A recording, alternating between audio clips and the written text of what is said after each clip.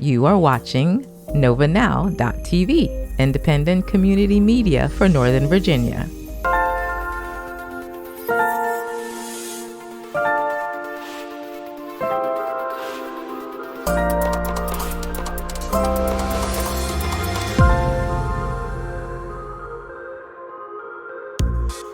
Hello, and welcome to Education Matters. And you're on NovaNow.tv. I'm your host, Harry Jackson. Welcome. Last show, we talked about the education situation in Virginia, specifically the governor's race and the impact that education is having as the election goes down to the wire. We talked about some of the issues nationwide in the state and delved into what's going in the local area, particularly Loudoun, Fairfax, Arlington, Prince William, Stafford counties. Tonight, we're going to provide you an update of what's going on in the Thomas Jefferson Parent-Teacher Student Association. As many of you may be aware, I was the first black person to be ever elected as the president of the Thomas Jefferson High School for Science and Technology. I've talked about my journey, how there's been a campaign for the Virginia PTA to remove me, and I'd recently announced my resignation. This occurring after a letter that was published from the Virginia PTA to the members of our executive board falsely making accusations about how a general meeting was conducted, which I conducted following all of their recommendations, and advising them that if the meeting was conducted in such a manner that would deviate from Robert's rules, that it wouldn't be able to be held in good order.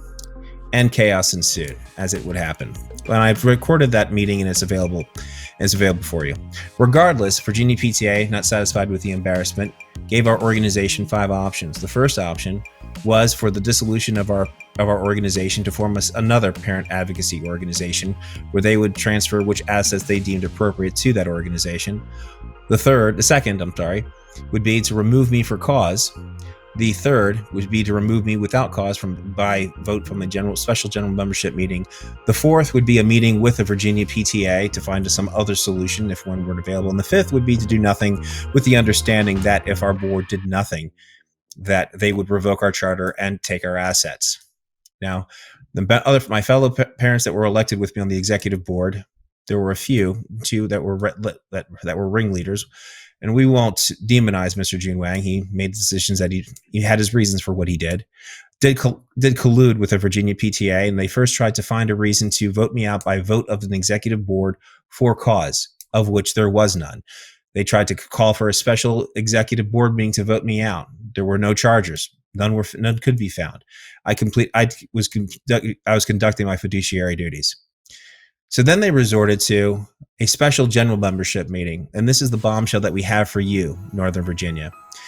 Because the letter was sent on the 15th, on the 20th of October, the Virginia PTA, with full knowledge, condoned and sanctioned an illegally held executive board meeting with the express purpose of creating a working session to find a means to coordinate with other activist groups within our community, specifically the Thomas Jefferson Alumni Action Group, the 501c4 that first proposed the merit lottery proposal back in September of last year, with the Virginia PTA, and with the full knowledge of the principal Ann Bonatonibus. This meeting was held without my knowledge or my participation. It was held in an ex parte manner in violation of the Non-Stock Corporation Act.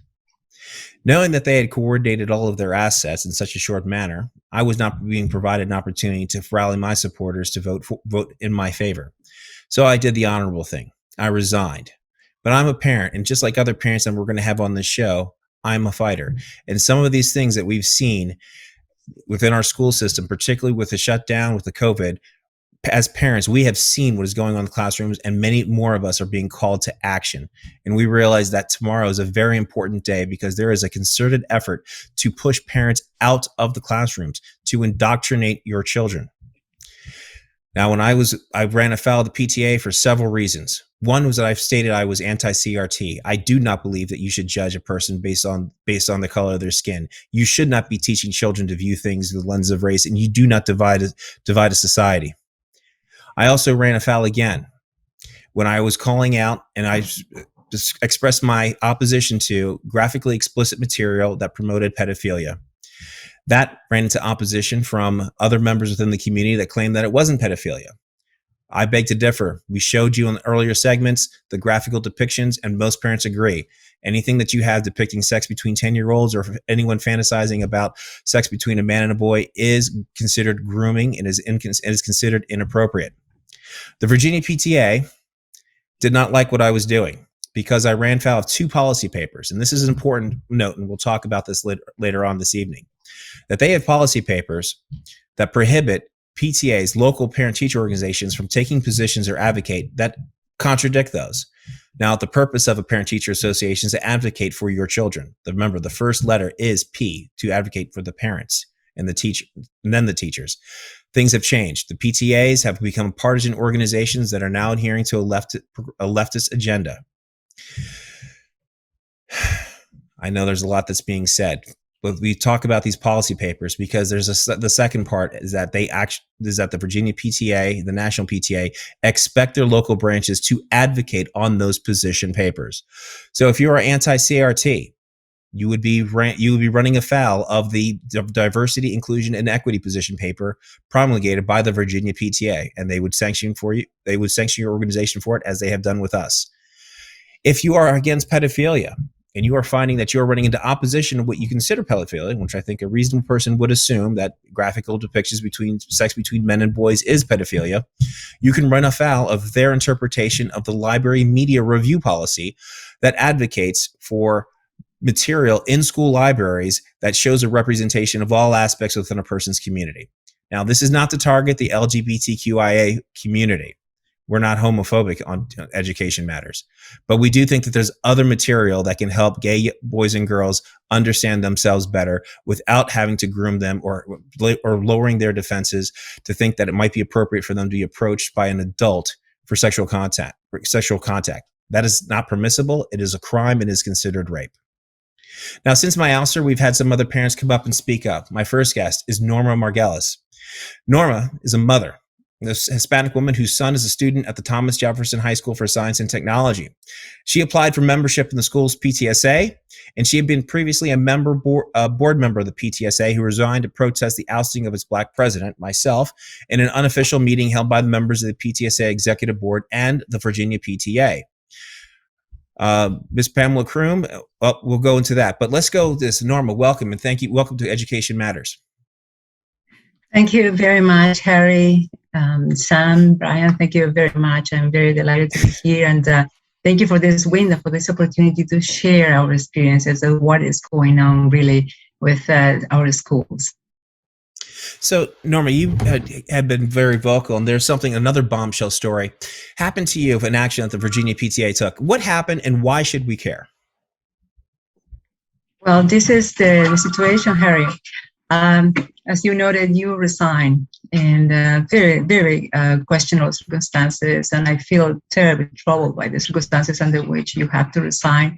And I consequently did the honorable thing as well, and I said, I'm going to resign. I want my membership fee back because I believe that this PTSA doesn't represent my interests as a parent. It's representing the Virginia PTA interests.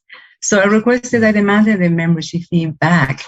And the second vice president, Mr. Youngkin, you said we are not going to vilify him, but I think it's important to know that what the decisions that he is taking, came back to me and said that my request was too late, that it was extemporaneous. So consequently, I understood that I was still a member of the PTSA and that I was in good standing. Because the second vice president is rejecting it. Then I start asking questions concerning that bombshell that they met on October 20th, secretly excluding you in order to plot basically your removal. And after I continue asking questions, Pamela Kroom, the president of the Virginia PTA, came back and said, you're no longer a member of the PTSA. Your funding is going to be reimbursed to you. And I quickly pointed out that no, the second vice president, who is a person, I believe, by laws in charge of membership, has said that I submitted too late and there is no cause, there is no reason to proceed. I said no. And then there's the infamous letter that she sent that because of my opinions, I mean, we have to take a pause. She said, because of my opinions and beliefs, I am not eligible for membership. This is the situation. So Sunday, as a matter of principle, let's say, I'm going to submit my application. So I pay the $40. By the way, is the highest in the state, $40 fee for becoming a member, which is another issue that we can discuss if we have time. It was accepted, it was approved. And Halloween, it was a surprise for Halloween, towards close to 10:30, 11, I received a note that it was canceled. And I assume you saw everybody. It was canceled because my application is not approved because it runs against the policy.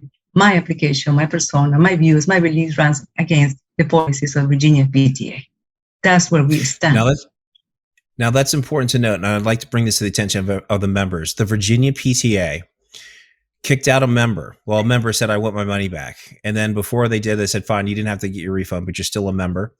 They refunded the money, and then when you tried to rejoin, they denied you to rejoin simply because you had a voice of dissent. You did not go along with their opinions. Point of view discrimination. Parents. The Virginia PTA, this is not the first time the Virginia PTA has failed us. They failed us on many fronts. When CRT was being pushed in schools, when parents became agitated and became aware, they got bullied. We saw the Merrick Garland letter that came from the National School Board Association calling parents terrorists. It was an attempt to intimidate parents. We have had unmarked DHS police cars and helicopter presences at our school board meetings. Parents are now having to go through a wand to get into school board meetings, and there is no credible cases of threats ever being articulated. These are people who are stating knowingly false information to intimidate parents and to shut us up, and the Virginia PTA is a part of that machine. During this time, did the Virginia PTA ever stand up and fought for parents? No, they did not. Parents, we have to save ourselves. Our next guest tonight with Norma, we actually have that email where they canceled it. And now the Virginia PTA is now directing member PTAs to say, do not admit that member into your society. Do not allow that member to become a part of your community. And this is the tragedy that we've seen. We're both persons of color. I'm the first Black president at the PTSA. They ran me out. Miss Norma Margulis, she's one of 12 Hispanic parents of the class of 2024. There are very few of us, and they're already kicking us out of this community. All right, for analysis, we have our special guest analyst, Mr. Brian Davison. Mr. Davison, welcome. Good evening, Harry. Nice to be with you. Thank you. What is your take on all of this madness, sir? Well, I think we can see a pattern here in the behavior of all of these organizations that because of the pandemic and because of kids basically being locked out of their schools, parents have woken up to what's happening. They watched the lesson plans, of their kids in their living rooms. And they became shocked when they saw books about adult group sex being advocated by teachers for middle school kids. They became shocked when they saw grooming books of young kids and adults having illegal sex and that being advertised as a book for kids. They became shocked when they heard anti-racist books, which are anything but equal treatment regardless of color. Became shocked when their teachers began advocating this in the classroom. So they went to speak at school board meetings, and they spoke very loudly and very passionately about it. And what did the school boards do? Well, the school boards accused them, like you said, of being terrorists. And we've actually had in Loudoun parents banned simply for going and speaking critically at the school board meeting. You would expect a parent-teacher association to stick up for parents, to say, listen to the parents. But what did the PTA do? Have they stood up for parents one time? No. This is what the PTA now stands for, a progressive teacher advocacy organization. They're pushing these teachers' agendas, and if you don't agree with them, they will kick you out. They will kick Norma out. The PTA in the Virginia PTA, as we saw, violated no less than 4 or 5 bylaws and state laws to force you to resign and to get the Thomas Jefferson PTA to kick you out illegally, I might add. They've acknowledged this in meetings that what they did was illegal, but they think they can get away with it. And the question is, will parents stand up? I think you're right. Now, just for your viewers here, we talk about the PTA and using these members interchangeably. And even though we accuse them of being partisan, in which they are, the leadership of the Virginia PTA, Mrs. Pamela Croom and Jenna Alexander, are both have ties to the McAuliffe campaign of the Democratic Party. Both have sought the endorsements of those parties when they ran in failed school board races, respectively in their districts. So this matter is very important. And if you vote, you have to carefully think which way you vote tomorrow, because you're seeing a trend where parents are being pushed out. Norma, what do you plan to do now that you've encountered this issue with the Virginia PTA, where they've canceled you? You can't even go to another school and join. You're likely on the blacklist. Absolutely, Harry. I have experienced firsthand what it feels to be canceled. I'm going to make a confession. I was not planning on voting tomorrow for different circumstances, different ideas, etc. But I changed my mind. Tomorrow, I'm going to go. I'm going to vote. I'm going to the polls, and I'm going to vote against the tyranny of these progressives. I'm going to support Glenn Youngkin, and I'm going to make that announcement, a public announcement, because as a parent, I believe that we have to stand up. I do. I applaud you. Like you, I've been a lifelong Democrat, and seeing these events that have transpired in the last 18 months has been shocking. And and now that you know that they're advocating, say, to keep parents out of the classrooms, that they want to have the kids keep secrets from you, that they don't want to tell you what they're teaching, they don't want to share with you the lessons plan, how they lie to us and tell us that they're not teaching critical race theory. And I guess what? Education matters, viewership. We have proof that they are lying, and we will show that tomorrow at Marshall High School. We have the curriculum of which they're teaching their educators and going these workshops and how they have to go through race shaming themselves. Thank you. Well, this is a short segment. We need to get this information out. All right, let's go with the last rounds. Final thoughts, Miss Norma, before we go to Brian. Yes, thank you, Harry. I want to make a call to all the parents who are listening here. Please listen to my experience. I never thought that I'm going to be canceled. I have never said anything inappropriate. I comport myself under very high standards. I'm not in agreement with what the Virginia PTA is doing in our schools. I truly believe that the PTA should be for the students to cooperate with the school, to cooperate with the teachers, because our ultimate objective should be our students. So I do believe in that philosophy, but I have to stand up and say no to the illegal actions undertaken by them, but what is taking place in our schools. And as a result, I've been canceled. So tomorrow, I'm going to go to the election, I'm going to go to the polls, and I'm going to support for a candidate I believe has the answers for us, and that is Glenn Youngkin. So I invite you to join me, to think, to reflect on what would be the best course of action for us parents in Virginia. Thank you, Norma. Mr. Davison, your thoughts, sir. Mm-hmm. I mean, I think it's very clear. For the last over the last 4 years or more, we've seen radical ideologies permeate these school boards. Our students cannot even be protected from sexual assault, both in Loudoun and Fairfax. Fairfax actually recently lost an appeal before the Fourth Circuit. We've seen CRT votes be advocated by the state administration, of which McAuliffe and Northam have continued to push that agenda. And we've seen actual school officials, Principal Ann Bonitatabas, sat by and watched illegal meetings, watched them push you out because of your advocacy solely on your personal capacity. She stood by and offered them sympathy that they had to actually push you out, rather than standing up for the rule of law. If parents want to have any rights, if parents believe in the rule of law, particularly if the parents who have volunteered to defend the freedom of the nation, if you don't want your rights to be totally removed, you need to get out and vote. You need to look at who's in charge, who has abdicated their responsibility, who has turned sexual predators loose on these kids, and who has turned radical progressive teachers and allowed them to indoctrinate our kids and just tell them, stop it. Teach kids how to think, but don't teach them kids what to think. And certainly, by God, protect our precious youth from this sexual assaults.